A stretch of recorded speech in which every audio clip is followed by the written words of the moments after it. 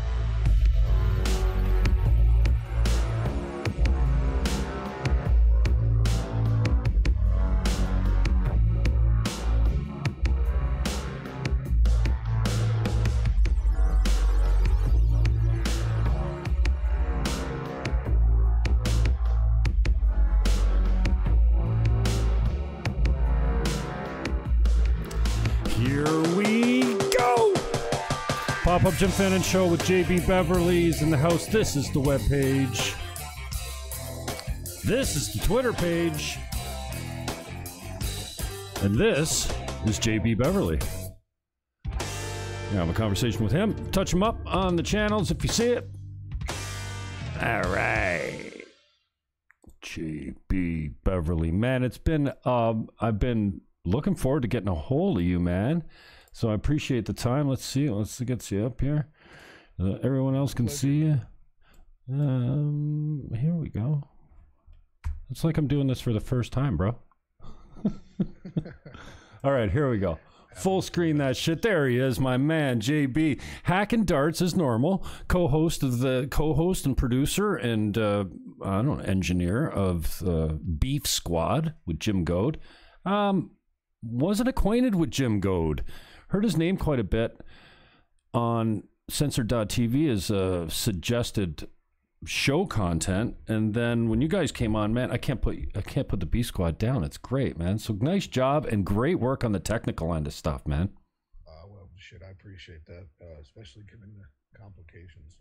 Yeah, no, it's a great show. I have a lot of fun. Jim and I have a good chemistry, and you know, several years of friendship at this point, so it comes pretty natural. Is he one of those guys, like, it's one you try and think of a guy that makes you laugh more than Jim Goad and you can't?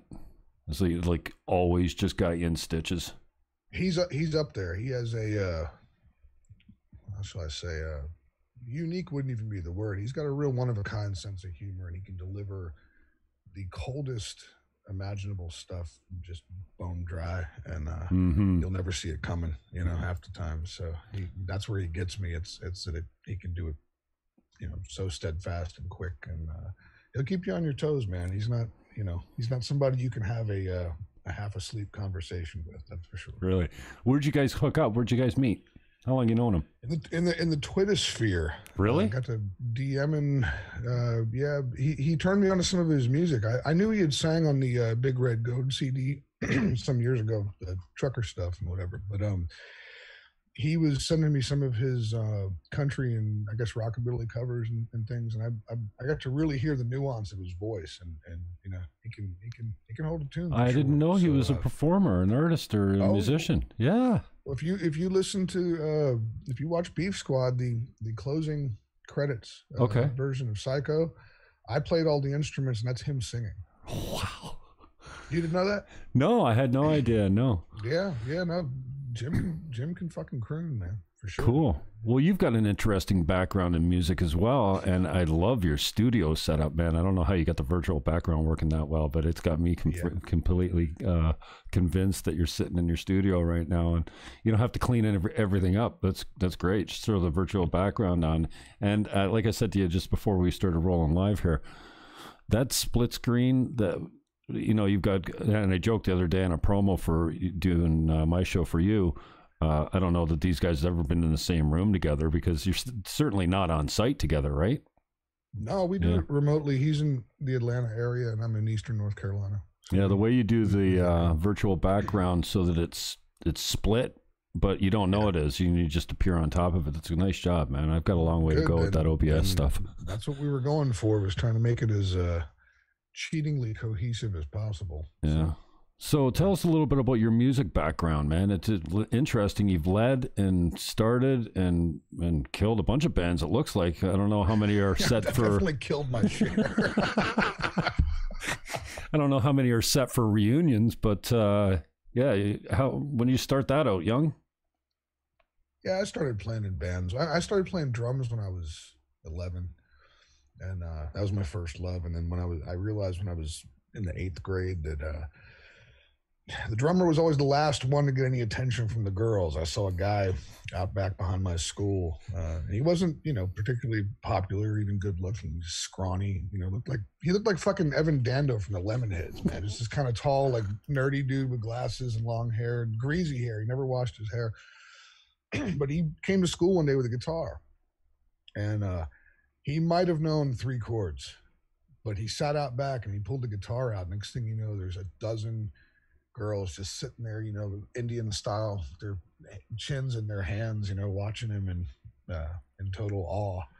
And that the light bulb went on pretty hard in my head. It was like, okay, that's how I can finally get rid of this whole virgin thing. So I started playing guitar. Wow. Learned the bass when I was in 11th grade, and then learned some piano, learned a little bit of banjo. I could probably fake my way through a song on a ukulele for you, so. Nice. One of those things. I'm just fucking around with my connection here because I didn't turn the streaming on. You did. All right, we're going now anyway. So, yeah, what was the early bands then? Punk? Yeah, first band that I ever played in that actually performed in front of people and received a couple rolls of quarters put in the gas tank was a band called the Bad Habits out of DC. Mm-hmm. Started in originally early 92, winter of 92, and then a couple different incarnations that went till 96, and then in late 97 I joined the Murder Junkies and did that until March of 99. Started the Wayward Drifters, my country-ish rootsy band, that winter, December of 99, and then formed another, I guess you could say, punk band, the Little White Pills, out of DC in 2002, and rejoined the Murder Junkies late in 03 until 2006, and yeah, and then just stayed on. The Little White Pills never officially broke up. We sort of are on an extended hiatus, I guess. We're all too proud to call it dead, and so get together every 5-10 years, play a show or two, and then. But the Wayward Drifters was my mainstay. That's the band that took me multiple times, overseas, and got me across this country dozens of times, and I carried that on until 2016 was my last real tour. I tore my rotator cuff into 3 pieces and spent 18 months rehabbing that. And then by the time that was dealt with, I was editing video and doing other things to keep the lights on here. And then no sooner did I get inspired and like, okay, I'm going to finish this record and go back on tour. And it's like COVID. So, that's kind of how it went down, How's COVID kind of affected you outside of the obvious work-related stuff, performance-related stuff? Obviously, you're not doing that stuff anymore, but how you've been handling it mentally, and how's your family been getting mentally, through it? I'm fine. I'm more concerned about some of my loved ones, but I mean, I was, before COVID, I was rivaling Bigfoot for the social distancing championship to begin with. So, I joke that I've been social distancing for 3 years. So, but I mean, I don't need to wear a mask. I've never talked to anyone. Right. I've lived here for 9 years, man. I've got 3 friends within 100 miles of here, and we're into the same shit. It's like motorcycles. One of them's into reptiles, and it's like, and I do appreciate being social, at least in the sense that before COVID, I would, jump on the bike, and there's 2 watering holes, within an hour of here that I like to go to, where I can catch a sandwich and a beer and be around people that don't particularly annoy me, provided that those people are there and there's a handful of them. But, other than going to a couple of spots, I mean, I'm not one to go to parties. I haven't been to a concert since 2016, not counting my own, of course, but I haven't gone to a show. my studio's here. I live here, so I don't really, have a need to go out, and unless something really interesting is happening, I can go wrangle some reptiles or something. Yeah, where are you living now? I live in northeastern North Carolina, the poorest county in the whole state, Halifax County, North Carolina. I'm surrounded by 2/3 of me is swamp and marsh. So. And where'd you grow up? I'm from Virginia originally. I grew up between Northern Virginia and the southwestern corner of the state, Wise County. My family's from, and lived in South Carolina for a couple of years when I was a kid. Then my folks split, and my mom's family's all from the D.C. area, so I lived in so that's the D.C. connection. Maryland and D.C. for, if you combine the two, almost 18 years. And then moved to Richmond for a few years, and I moved here, like I said, 9 years ago. So. Now tell me about the snakes. I just see I should put your Twitter bio or your bio up again. I will do that in a minute. But tell me, what are you doing? Wrestling freaking snakes, wrangling snakes? What do you call it? I was gonna say I don't wrestle them. But, no, I was into reptiles when I was a kid, and then several years ago I met a guy who became one of my lifelong best friends, Dean Repa, who owned the Cape Fear Serpentarium in Wilmington, and he pretty much became a mentor to me. He trained me. I got to work with a variety of animals, not just snakes, sea turtles, different crocodiles, and all that stuff. But snakes were my passion, and I've worked with the baddest of the bad, man, gaboon vipers, black mambas, king cobras, you name it. I've probably wiped its venom either off my off the floor or clean, you know what I mean? So I've dealt with a lot of that shit. Ever get a strike? No, I've never been envenomated. I've had plenty of bites, but really only once by something technically venomous, and I was a dry bite. So no, I've never been administered antivenom or put in the hospital, nothing like that. No. But that will be. I've made the joke. It's like I've cheated death. I boxed for a little while and ride a motorcycle and gun guy and all this. I've been around all this dangerous shit for all these years, and I've often joked that if something's going to take me out, considering how my luck has been, it'll probably be a snake bite. I've been around these animals for decades, and I've never incurred a bite. So if I do ever catch the lethal injection, it'll be just that, I'm sure. How's your luck been? What do you talk about as far as that goes? Do you consider yourself a guy that's not fortunate in the luck department? I don't know. I'm not too. No, I mean, I'm very fortunate in the sense that I'm alive. Been in some very dangerous places, and really, I've had some adventures. Between being a recording musician, a reptile guy, been out in the jungles and the woods, and been a survivalist, and gone hiking through Yellowstone and all that kind of stuff. So I mean, I've been. There's things I can't talk about, but no, in general, no, I'm very lucky to be alive, and I've maintained my health and everything. So I as far as romance or any get-rich-quick schemes, I wouldn't say that I've had the best luck. But right. As far as cheating death, that's why the snake bite will be what gets me. So you never been married, no kids, or what? Never been married, no children. How old are you? 43.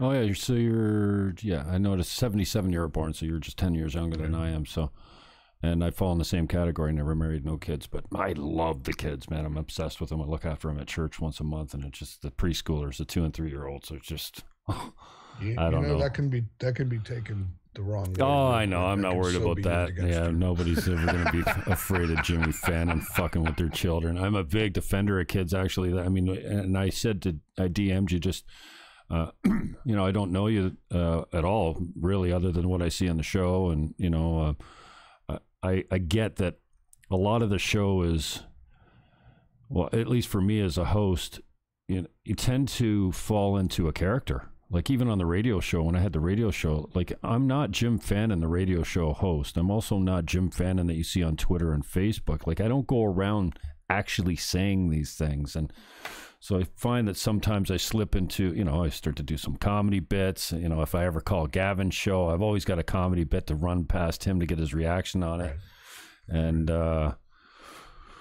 But no, I'm not afraid of that ever coming up. Nobody's ever going to say, you know, Jimmy's got a problem with kids. I love them. I absolutely love them. And I think I'm starting to show my age. I think I'm like a woman that feels like they missed their chance with the kids. Like I could still have them, I guess, if I found the right girl. But, you know, I'm not married to the idea that I'm going to have them. I just, you know, it's just never happened, you know, for whatever reason. Would you have any guilt about starting a family in your, you know, early mid 50s? Absolutely not, kid gets man. Out of high school and no, I'd be the best father. I mean, I always joke to my friends. There was one of my buddies that said, "Get out of here!" Like, what are you?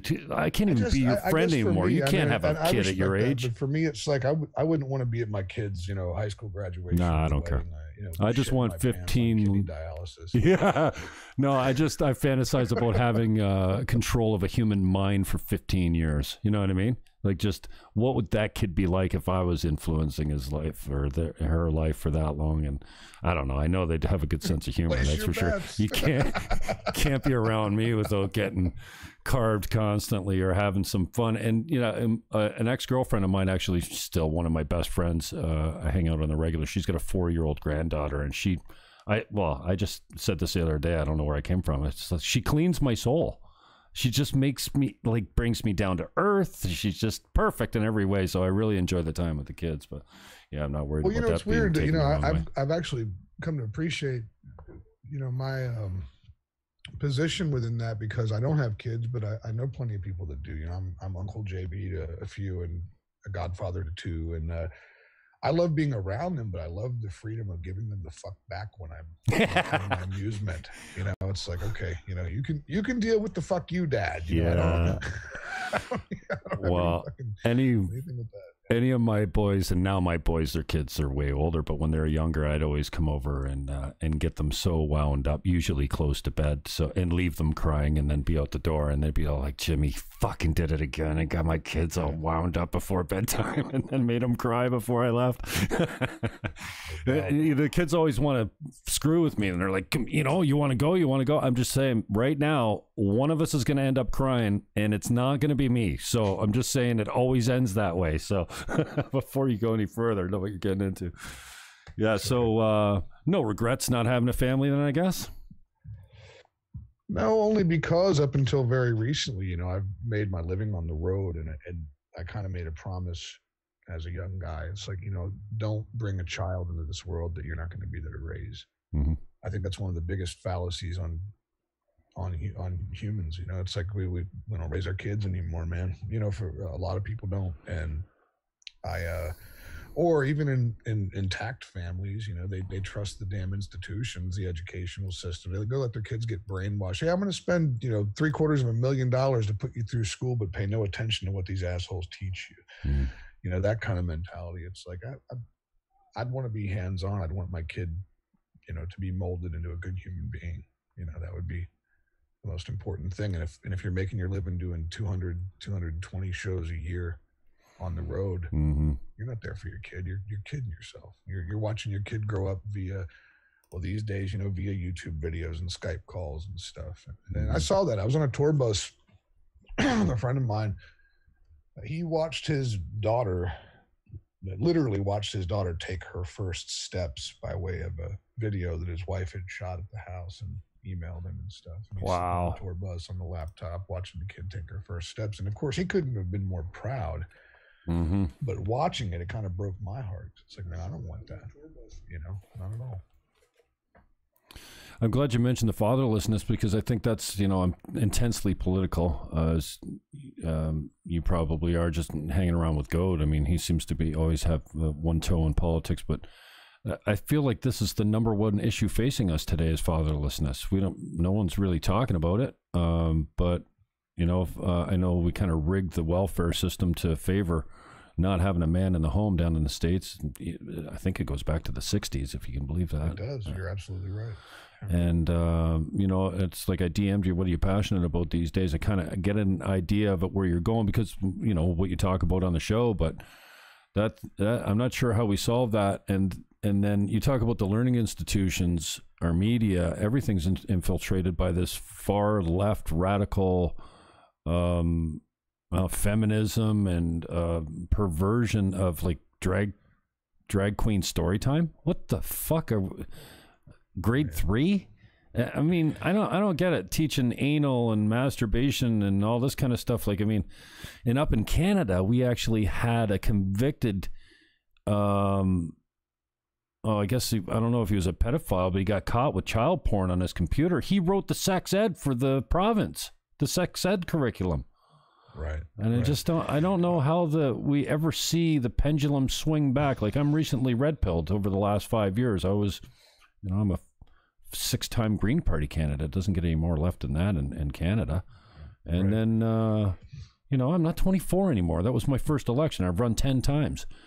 But I just, it's been a painful process to come center right, because I was on the far left of the political spectrum, probably not believing anything that I was selling as far as a candidate goes, and not realizing it even at the time. But I don't know how we come back from this. If the pendulum ever swings back to it, talking to Kangaroo yesterday, it's like the mainstream media is so infiltrated with 24/7 lies. And the lies, they've all been debunked, and they're all about Trump. And I don't know how we ever come back from this place. It doesn't seem like a good place for me, though. We have to define coming back to what specifically. And I asked that as kind of a baited question, in the sense that this is something that Jim and I talk about a lot, and we agree on this. I'm not particularly a moralist type person. I think that, what a self-governing adult or 2 consensual adults care to do, I really couldn't give a fuck less. As long as you're not hurting anybody or fucking with me or my loved ones, I really don't care. That said, I mean, sure, sexualizing children, I have an inherent problem with that, and I think anytime you bring people into the fold who can't either intellectually or legally take up for themselves, and you have a problem. It's like, it's kind of like picking on a handicapped person, and that kind of shit bothers me. But as far as going back and the whole left-right paradigm, man, I've lived long enough to see that whoever's got the power, they abuse it. I came of age in the Daddy Bush Clinton years, and certainly was well aware politically and geopolitically of what the neocons were doing by the time W was in office, and this warmongering bullshit, and I'm not a fan of any of it. Something that Jim Goad and I talk about a lot, and it's one of the things that I think bonded us, is that neither one of us are team guys. I think as to quote Jim, it's like you pay attention to people in groups long enough, and you realize that no matter what group it is, you get enough people together, it's going to get fucked up. And I don't want any part of it. I think we certainly need to honor our Constitution. We need to honor the law. But I mean, if it doesn't mean anything to our representatives, and we're too stupid to vote them out of office and get people in there who do give a shit, regardless of party affiliation or platform ideology or any of that bullshit, I hate to say things. I won't say like, well, I guess you deserve it then, but it's like, how bad can you feel? You know what I mean? How bad do I feel? I mean, I know why 28 veterans a day blow their fucking brains out in this country, because they come home and they look around and go, wait a minute, I was willing to get my fucking fingers blown off and my nuts blown off and get killed and left in a goddamn desert for you fucking ignorant motherfuckers. I understand it very well, and so it's one of those things where, if we're too indifferent or complacent or overindulged and brainwashed to do anything about it, then it's going to be what it's going to be. So I mean, when you say how do we get back, and I don't mean this rhetorically, I say get back to what exactly? Well, when I say that, I just think that the political pendulum swung so far left where, perversion, we're trying to make that normal with sexualizing our children. Mainstream media lies to us all day. And it's all leftism. It's leftism in our learning institutions, in our courts, in arts, Hollywood, all left. And then the further the left goes politically, the more guys like me that are moderate centrists, and I really appreciate this conversation, because I'm putting myself in the context of how you're speaking, and I realize that I'm not I'm not a party guy either. Despite the fact that I was one for a long time, for the Green Party, they needed a guy like me and a voice and a humor and some debating skills to actually lead and tell people, hey, there's more options out here than just voting for the big two. But just as you're speaking, I'm thinking to myself, you know what? Also, I want to add to it is it's a loss of respect and code. It's almost like in hockey, they hit from behind all the time now. There's no code because you can't fight. Now, I see this with Trump. I've become a reluctant Trump supporter only because you forced me. I don't mean you, I mean the collective you. You forced me to defend him all the time by lying, and I just can't. I can't sit here and go, well, yeah, he didn't say that, and then, I see the so-called town hall that he did with ABC, and I'm mortified. I'm embarrassed for the host because can you at least have enough respect for the office? I get you don't like Orange Man bad. I get it. But he's the president of the United States. The office, the position you shouldn't be able to. No one would have talked to Barack Obama that way. And you're asking people obsessed with power to have a sense of code and honor, and when it comes down to power struggles historically, I don't care where in the world you look, when have people ever maintained a sense of honor or respect? You know what I mean? It's like once the power pendulum, to use your analogy, once that pendulum is in play, all bets are off, buddy. You know what I mean? Historically speaking. And so I don't think this is any different. I think it's more flagrant because social media has manipulated print and television and radio media. It's changed it. We're a click-driven society. That's how ad revenue is generated, right? So, in the olden days, I won't say they were ever terribly accountable, but they were certainly more accountable when it came to lies and spin and, perpetuating, BS. Whereas now, they act with impunity.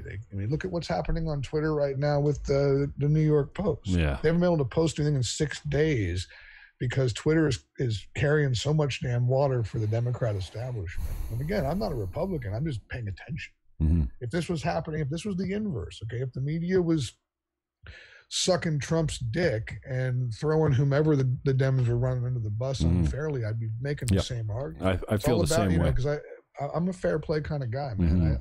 I think so long as the rules apply to everybody, then let the chips fall where they may, in the truest sense. Like, you really can't complain about it. What makes it maddening is you look around, and you're right. It's like you talk about reluctant defense of Trump. I've given up having that conversation with people. Mm-hmm. And not to mention the fact that, in a way, the best thing that Trump could do for himself and to ensure re-election would be to be the way he was going into 2016. Being able to turn to everybody and go, you know what? Fuck you. And take this how you want. If he were willing to just call a spade and come out hard, gloves off, maybe fucking win by a landslide. All this landslide projection, this silent majority, secret Trump voter shit, that shit would be magnified however true it is. It would be magnified, exponentially. Mm-hmm. But even he, how many times are they going to ask him to denounce white supremacy? They haven't asked Joe Biden to denounce Antifa once. Mm-hmm. They ask Trump 100 times a week, you haven't disavowed white supremacy. I wish, if his campaign was smart, they would take every time he has denounced white supremacy and create you can easily get a 90-second television spot out of it and just run that on a loop, him addressing it over and over and over and over again. And end the question, the end of the commercial is, how many times are you going to ask? I just cut to the whole thing, I hear you, man. Because it's so fucking ludicrous. It's like, but that's the problem too, is everybody's a chicken shit. Everybody's afraid of being called a Nazi. Mm-hmm. Right? And what they don't realize is that, that's not going to win you anything. It's not going to get you anywhere. Burying your head in the sand like that is kind of the equivalent of, it's kind of like being in a political prison of sorts, and the proverbial big bubba of the political prison has come up behind you and basically said, spread them cheeks, boy, I'm going in. It's the equivalent of you turning to him and saying, well, will you please lube up first? You're still fucked one way or the other. So, anyway. I just forgive my grotesque analogy, but I appreciate your words. Doesn't matter, bro. Say it. Just putting a screen up here behind you. Well, it's not behind us. It's CNN. It's silent. Pandemic. It's got this right hand screen. 40,000 cases. 1.1 million deaths, and then underneath, like, this is straight fear mongering. I heard yesterday. Because I'm guilty, once in a while, especially on my cable system, I don't get Fox News. I got to go over to a different system to watch Fox News, and I can't even believe how entertaining Fox News has become to me. They actually have some fun doing what they do. It's okay, but yesterday, the nonstop narrative coming from these jackasses was, we're entering the darkest days of the pandemic, folks.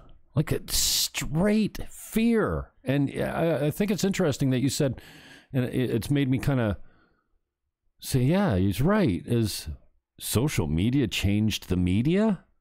Wow. Absolutely. Can you believe? I mean, okay, look at it like this. I mean, the media's always kind of been like this to some degree or another.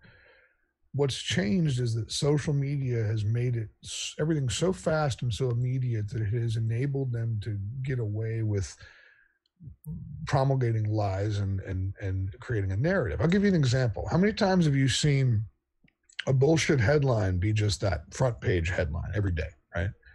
When you do see retractions and redactions and corrections, it's always like the lower corner on page 26 a week later. The lie has already done its damage, right? That's what social media has done. It's given these people the ability to, misinform in, faster than a fucking machine gun. And so, but yeah, the media's always been screwed, and, and you have to look at, what narrative are they propping up and who exactly is doing what, it's once you start paying attention to it, it's pretty obvious. Yeah. I don't know how it's not more obvious to the sheep out there, and I feel sorry for them. And I guess if I have a purpose lately, it has been speaking truth and busting false narratives. I didn't know why Colin Kaepernick was kneeling on the sideline. I didn't know what Black Lives Matter was. And so I'm like, Black Lives Matter. Well, his team and was going broke. Yeah, because he was shit, is basically. But I'm like, okay, well, my Black Lives Matter, I guess. But then when you look it up, oh wait, this is protesting police brutality. Wait a second. And I hear in your voice, it sounds like we share this similarity. Is I can't watch a video of somebody getting bullied without wanting to get violent on the bully. Like, it's revenge. I'm like, I want everyone's back that's being oppressed or bullied or abused or whatever. I lost where I was going. Where was I going with that, JB? I can't read your mind, Jim. Sorry, started with something. Sorry. Huh. And while I have a brain fart, let me just apologize for last night. Sending you pictures from a drunk jam here, like you're my boyfriend, like. And yeah. Well, at least you spared me the dick pics. So I was gonna say good. I'm most embarrassed about the full nude from bed at 3 a.m, but no, that didn't happen. So good. I had a couple boys here. I'm like, oh yeah, I think this guy might appreciate right. The recycle bin full of cans. We were having a good old time, and then so I just took a picture. And plus, I mean, everybody gets tuned up for the show their own way, man. No value judgment. I woke up this morning thinking, I mean, but here's the thing too. That? You live in fucking Canada. If you're gonna do the whole late night beer swill, what the fuck are you drinking Budweiser? Oh, I wouldn't wash my ass with that shit, man. It's you convenient. guys have good beer up there, and you're drinking that. That was the most disappointing thing. You want to get fucked up before you have to work? Oh, dude, hey man, do your thing. But it's like you're drinking that fucking horse shit. Yeah, yeah. Well, you're right. You really like that stuff? No, I'm mostly. I never buy that stuff when I go I'm a Steam Whistle guy. I don't know if you know, it's an independent brewery up here, and it seems like if I don't go out that much anymore, but if I'm ever ordering a beer in a bar, it's for whatever reason it's a green bottle. I like the German Pilsners, so Heineken's kind of my go-to if they've got nothing else. But Stella's okay. Even a Rolling Rock. I mean, I don't drink American beer too much, but yeah, I find that Steam Whistle was my go-to, but it doesn't mix in well with the fridge. You got to keep with the. You guys can you guys get Blue Moon up there? I've never heard of that one. American beer, it's really good. Yeah, try it. Yeah, Creedmoor Springs is another one I go for. It's big. It's and if you ever drink it on tap, I don't normally, but it's I've got one restaurant that I normally drink their tap, the Creedmoor Springs, and it smacks you in the head. Like it really, like I don't know. I got a pretty high tolerance for booze, and I was saying to the bartender, I'm like, dude, this is my second pint. I'm feeling drunk. He goes, oh yeah, that Steam Whistle will kick you in the head. Never knew there was so much of a difference between drink and draft and whatnot. But anyways, what do you got coming up, brother? As far as shows go, or anything interesting going on? No music. No, until no, not until further notice. I don't know if the opportunity and the price is right, I'll get back on it. But I'm busy, man. I mean, I do, I edit video primarily these days for a few different people, including Censored, and I do. I run my studio. Sometimes I'll get a project mixing something, and I got a wood shop and a metal shop in the front of the house. I like to get in there and bang around on stuff, make things for people. And I'm a homebody these days, man. I spent the hub of my adult life sleeping in every other bed but my own, and now it's like for the first time in my life I'm home a lot. So whereas that would bore the shit out of a lot of people, I'm enjoying it. Are you one of those guys that as soon as you leave the house you're thinking, I need to get back home? Only if I wind up around a lot of people. Oh yeah. I can jump on the bike and go for a ride up the country. Yeah. I'm by myself, or with one friend or something. I can be gone all indefinitely. I'm used to being gone. But yeah, the only time that I ever want to get back home is if I have to be around a bunch of people. The more people that are around, the more likely that I'm going to get annoyed by somebody. So you don't consider yourself an extrovert then? Not socially. No. I can't stand to go to parties. Because you think that a guy that concerts unless I'm playing. Yeah, you think like a guy that takes the stage or is a guitarist in a rock and roll band, or has a TV show or what, you kind of put them in the class of extrovert, but doesn't mean you have to be. I don't know. I'm not an introverted person. If you and I are friends and we're catching up, mm-hmm. I'm not like sitting there all introverted. I'm quite extroverted, but I'm very socially picky is what it is. And mm-hmm. I don't like, if you spend enough years traveling from place to place where every night you're dealing with drunks, you're dealing with drug addicts, you're dealing with people stumbling towards you, potentially spilling God knows what on you. And you don't want to be in roomfuls of people after a while. At least if you're, unless you got to, in my opinion, the people who do that love that, you got to fucking screw loose, man. You know what I mean? Like you want more power to you. Go stand there and play dodge the fucking drunk all night. People come to me and they're cool. Somebody walks up to me and is like, hey man, appreciate you.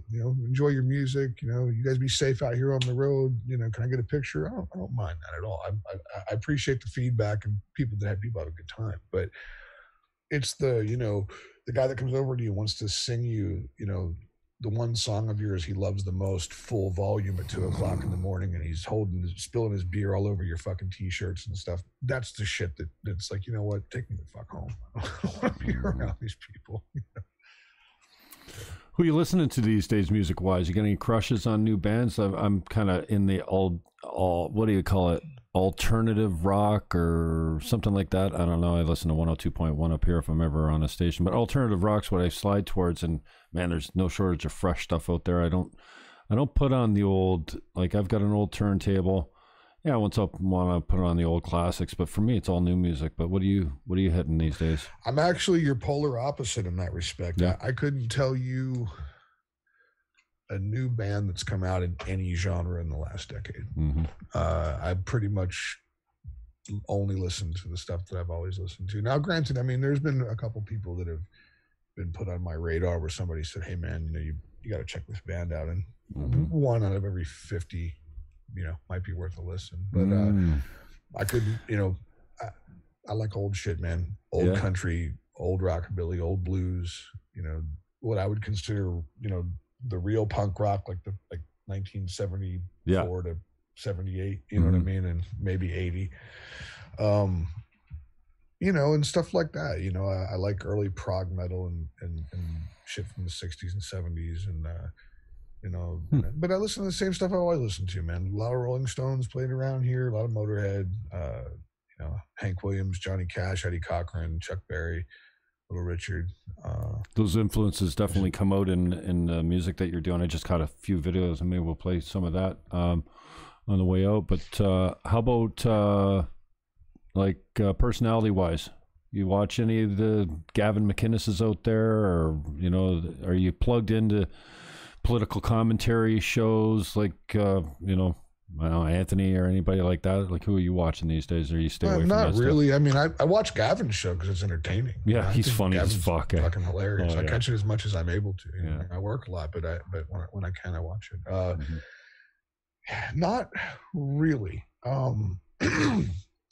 Occasionally, in the mornings I'll be having coffee, I'll put on YouTube and I'll see a like Styx Hexenhammer video or something. Some of his commentary is pretty good. I have to check that out. Most YouTube personalities go out of their way to be YouTube personalities, and it annoys the shit out of me. Don't forget to smash that like button. I mean, if one more motherfucker tells me, I'm going to smash him in the fucking mouth. Have you seen Kyle Dunnigan's new show yet? Craig News Live? I have no idea. Well, Dunnigan does the facial. He does the facial, like I don't know. He does it virtually somehow, but then he does impressions on top of it. He's done Michael Jackson videos and all kinds of videos.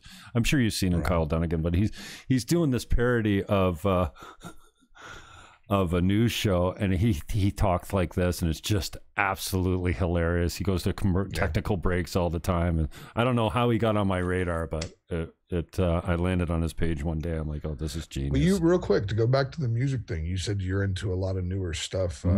Not that tell me a few of the people that you've been listening to, and I'll see if I've even heard of them, let alone know anything about them. Well, my top two bands, Floyd, number one. There's never another band that'll ever take the stage that I think will do it. Hardly new, my friend. No, I'm just saying as far as like top bands ever, Floyd, and then the contrast of Depeche Mode. Like that, Depeche Mode is they're still putting out music today, and that's kind of like when I was growing up in high school. That was the the Alphavilles and the Depeche Modes and the Cures and stuff like that. That was my shit. That was my dance. That was coming out of rock and going into alternative. The Smashing Pumpkins, that I've never been a fan of, just put out a song called Sear, and it sounds like old Mode. It's really progressive. It's got a great beat to it. So that surprised me because I've never been the Smashing Pumpkins fan. I didn't know you had to say the in front of it. It's just Smashing Pumpkins, but it's actually the Smashing Pumpkins. But yeah, that one's one that I haven't been able to put down. But like you, if I pull up my music list here, I don't know any of these bands. Like, they're just songs that, I've got a digital music channel that I listen to. Yukon Blonde is putting out some vicious beats. They kind of sound like, I can't remember that other band I'm trying to compare them to. Let me see here. No, nothing else. These are all Tame Impala. They're kind of a really kind of upbeat, progressive, alternative. But no, a lot of these guys, I've never heard of them either, man. Just, when it grabs you, it seems like, but I will, at the risk of 1 in 1,000 being garbage, and I don't refer music out much. Bonaparte is a guy that does, he's incredibly theatrical. I don't know how to describe his genre. It's, he's got a little techno, a lot of rock, a little bit of punk. He kind of reminds me of I don't know, David Bowie-esque, but weirder and more theatrical, if you can put it there. But I ripped off one of his songs, and then I had him on the show when I was doing the radio show. He's got a song called Quarantine, and it's fucking great. Like, you can't tell where the synth comes in and where the guitar blends together. It's really smooth. And then he's got a more progressive band that he does called Mule and Man, but that's more dance club stuff. But he's so diverse. He spent I don't know, about 6 months in West Africa, and all his music that came out there was tribal beats with like locals. And I don't know. Half the time he sings in German. So I don't even know, but it's the music and the beats, and he's really hard. But yeah, I'll take a chance on referring Bonaparte to see if that's something you might be into, because man, talented as hell, and a really nice guy. When I interviewed him, he was just sweet as hell. So you never know what you're getting with these guys when you do interviews, but including yourself. So I appreciate the time, brother. That's right. I might be the biggest prick on 2 feet. Well, I appreciate your show and your support of Goad, and maybe I'll get him on the show one day. I don't know if he does that kind of stuff, but man, you guys provide me with, and there's not too many shows that I watch on that channel. I give them all a chance. I haven't watched Larry Barnes yet because I just haven't gotten there. Copper Cap. Are you into boxing? No. Not really. Okay. I mean, you probably wouldn't like it, but what makes Larry's show funny is the banter. But it's really Gavin. When Gavin's on there with him. Oh, I didn't know he was on there with him. Yeah, Gavin does co-commentary. He's off camera, but he'll ask Larry questions as Larry is assessing fights and such, and that's where some of the funny ones come in. Yeah. No, he's I love Gavin. Just go on there and watch Larry Barnes episode when it's Sugar Ray Leonard and Roberto Duran, the No Mas fight. Okay. Gavin has some colorful commentary on there. All right. Yeah, no, I mean, I'm a huge less of a boxing fan, more MMA these days, UFC. I just can't get enough of them. I don't know when I'm going to be able to watch women beat the living life out of each other and be okay with it. It still freaks me out. Fight harder than the fucking men. Oh, it's unbelievable, ruthless, and the blood. So no, I mean my Saturday nights, I tape all the boxing and all the UFC I can get. But I was told by somebody at the network, I can't say who, but I was told to thank you for your your support of the network and getting the word out about the truth about Gavin and some of the things you said. I was told to I appreciate that. Thank you. And it's just a true love, man. I'm gay for Gavin, and I just Ryan is just the perfect show host. I love the way he rolls with the punches. There was that one episode when, I don't know if it was a put on or whatever, but Gavin was insanely irate, and I put it out there, to promote them, because I think it's a great platform, and he's got a great message as far as family, standing up as a man, and I love the way he talks like we're still in the schoolyard in grade 6. Like, there was no one was getting hurt with racial slurs, and there were many of them. We all got them, and it was just funny. And so I kind of fantasize about going back to those days somehow when we're not all so easily offended. I honestly, and I put myself in this category sometimes, especially with social media, I feel like people are just like, they're just looking to be outraged with something. Like, outrage culture is just like, oh, what am I going to see now that's going to make me so angry? Well, and that's, to me, that's indicative of an overindulged society. When you've had it so fucking good that you have to create, like, for example, the white supremacy narrative. When was the last time you saw a pack of Nazi skinheads anywhere? So you can fit all the KKK in your local Starbucks, and that's not an exaggeration. This is my point. They're changing definitions. They're changing the value of words, of communication, of language, right? And so it's, how shall I say this? There's no when you have to create the monster, when you have to play Dr. Frankenstein, and you have to redefine things and stitch these things together to create this monster, you're really a society in decline, man. I mean, at that point, like we've had it too good for too long, and I don't know what form it's going to come in, but something's apt to kick us right in the fucking ass, man. And you know, I thought maybe at the onset of COVID that would be it, but people have only gotten worse in light of that. So I don't know what it's going to take, man. You know, civil war, nuclear war, a fucking asteroid, but you know, bring it on. Yeah, it's almost like how, you know, what does it take for us to remember that we're all human and we're all on the same team here? We've really lost that. Like black, white, I don't care what your color is. Like it almost, I joke. Well, you say what's it going to take to remember? I don't know that we've ever known. Yeah. Look throughout history, man. When have, you know, for example, the narrative that, like, you know, my granny's native, you know, Indian, and you hear these people talk about, oh, you know, before white men come over to North America, you know, the Indians lived in harmonious peace and this, and we need to give the Black Hills back to the Lakota. Okay, well, fine. Well, does that mean they need to give it back to the Pawnee, who need to give it back to the Cheyenne? We forget that part of history, right? Conveniently, you know, you say, when will we remember? I say, when will we figure it the fuck out to begin with?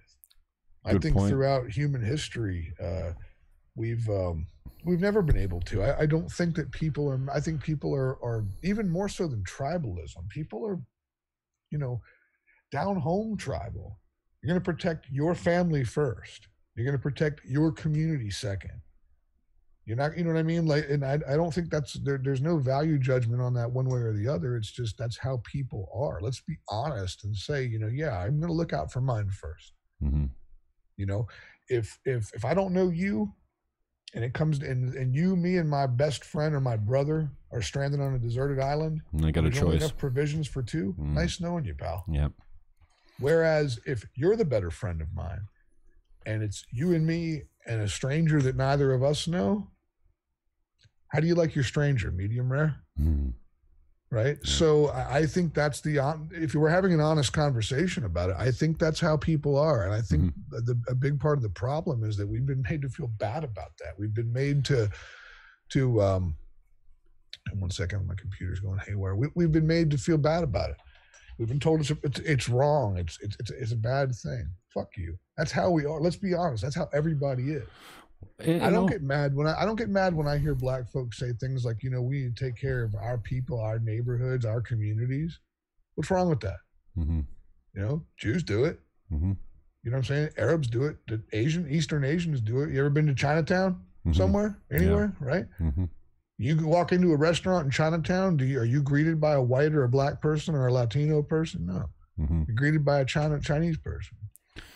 Right? You know what, and this has been my angle as well, is that we come from a long line of tribalist, racist, for lack of a better term, like, you know, in the caveman days, or, you know, when we're less civilized, you know, if we had one group. Respectfully, I disagree. I don't think that racism has anything to do with that level of tribalism. Racism, by its definition, is if I say, listen, myself and people who come from my stock that look like me are superior to all. Yeah, okay, I got it. I'm thinking more determine who eats. I don't think that that's inherently true, and except when push comes to shove, and that's my point. You put 3 people on an island, and there's only enough provisions for 2. That's when the Lord of the Flies shit happens. That's when it gets real. I'm saying in an ordered society, like at least we in theory live in, when there's plenty of food, plenty of water, jobs, you know what I mean? Like, people don't take it to such extremes. That's why this whole narrative about everything is racist, everything is ethno-driven and motivated, bullshit. I never thought, you know, to quote Jim Goad, you know, Jim said it best. He said, I never gave a second thought to my racial identity until you motherfuckers put me on the defense about it. And I think that's how most people, you know, unless they have an axe to grind, that's how you should feel. I don't give a shit. You know what I mean? It's like, you know, you want to attack me because I'm fair skinned? You want to attack me because I'm a man? You want to attack me because I'm heterosexual, or because I, you know, have a fucking Motorhead t-shirt on, whatever it is. It's like, at that point, okay, fine. Put me on the defense and watch what I do.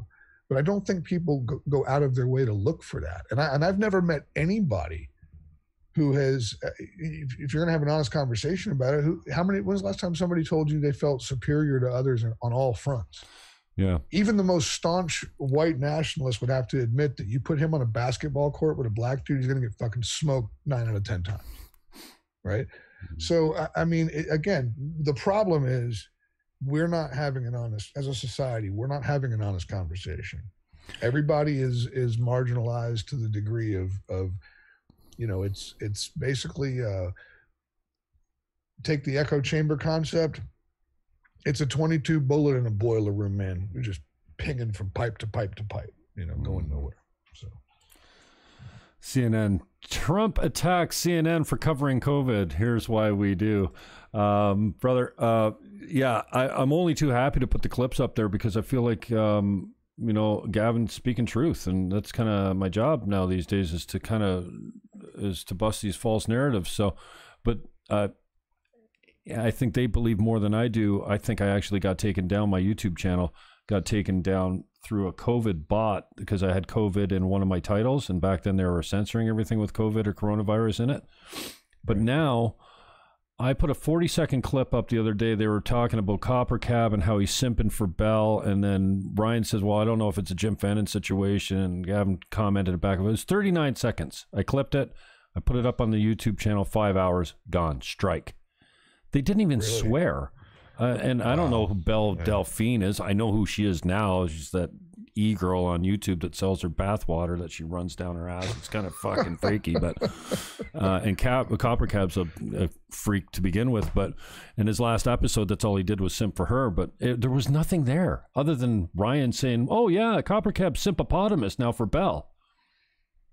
And I got a community guideline strike. And, so, I don't know who this woman is, but I'll say this. Any woman that is able to sell her spent bathwater, more power to you. I am I thought it was kind of freaky too, make your fucking money, man. It's perfectly legal to sell bathwater. And if these idiots are willing to pay for it, I hope she becomes a fucking millionaire. Oh, I've no doubt. She's got to be. Yeah. Got to be.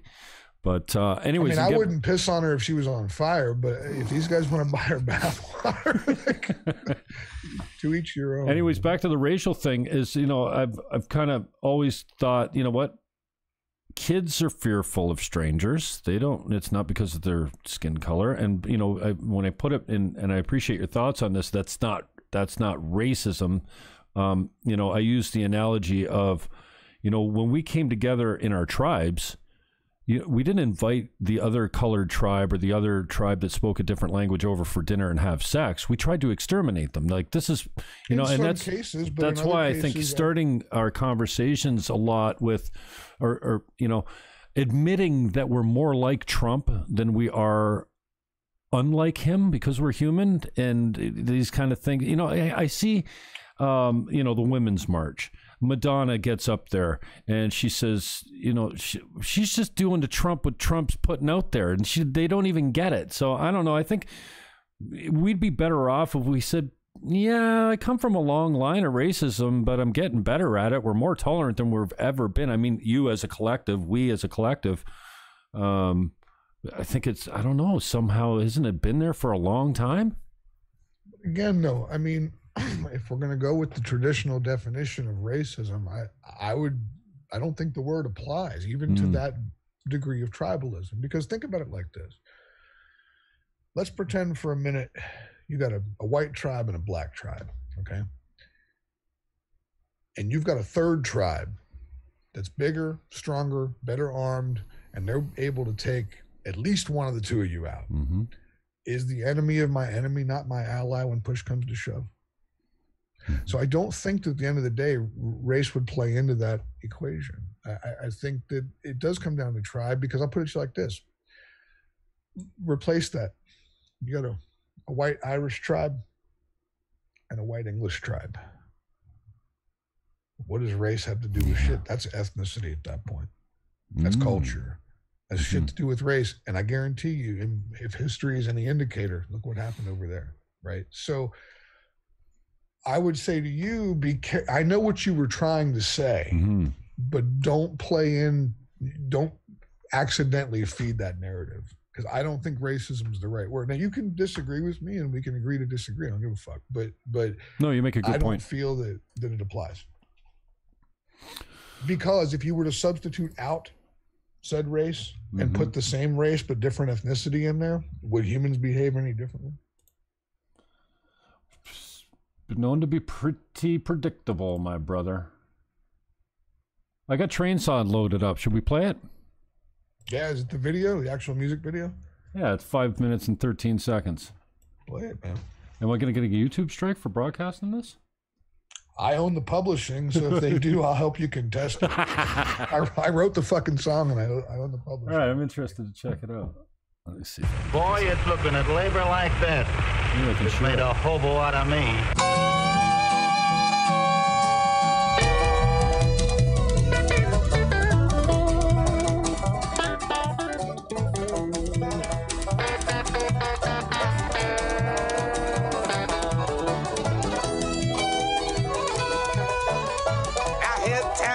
Sunset, I'm riding no misery. I was in need of a brand new face and a place to be. I didn't bargain for a partner, but since you're right here, crack open that bottle and lend me your ear, because this train's bound for nowhere, my friend, and it's simply the means to an end. Now on iron horses here when all else fails, but you might lose your life living on them rails.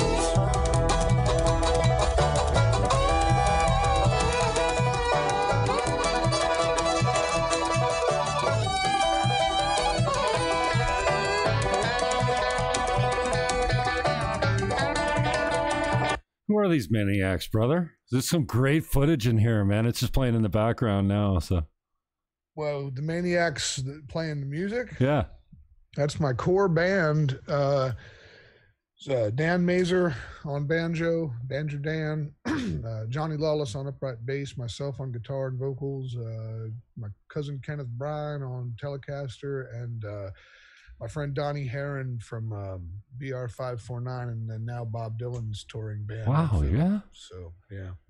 And how old's this one? That album was made in 2006. I just come off my one regret is I just come off a 10-week tour with Hank 3, and we were just spent, man. It was we literally went in there and just gave it all we got. Most of that record was done in between 1 and 3 takes, and we just went. Wow. This one was. In fact, that fiddle playing, man, Donnie came into the studio, and that was literally, he did that in 1 take, man. And he looks at me after he did it, and he's like, you know, if you want me to cut it again, man. And I was just like, don't touch a fucking thing. Like, he just came in there and set that fiddle on fire, and it was literally 1 take, man. Yeah. And you're doing the vocals, sir? Yeah, I wrote the song. I'm singing, playing rhythm guitar. I even did the music video. I cut the footage and edited it together, and yeah. Nice job, brother. Thanks, man. Very cool. Well, I appreciate the time. I want to keep you on time and get you out of here, but thank you for the time and the love. I appreciate all that you're doing over on censored.tv, and yeah, I'm sending subscriptions over there all the time. In fact, I've told this story before, I think even on Gavin's show as a caller.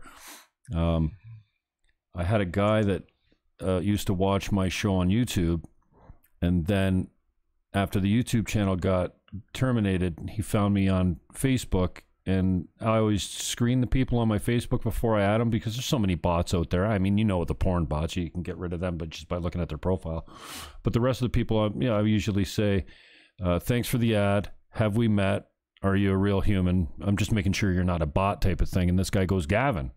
I'm like, Gavin? He goes, yeah, dude, you turned me on to him. You made me a subscriber to Gavin's show because I was watching clips on your channel and watching you call the show and stuff like that.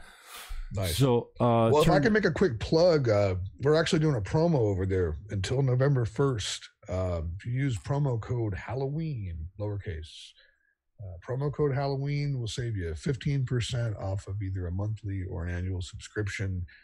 And we're adding new shows all the time, and you can catch Gavin's show, mine, Jim Goad show, Thief Squad, Copper Cabs over there.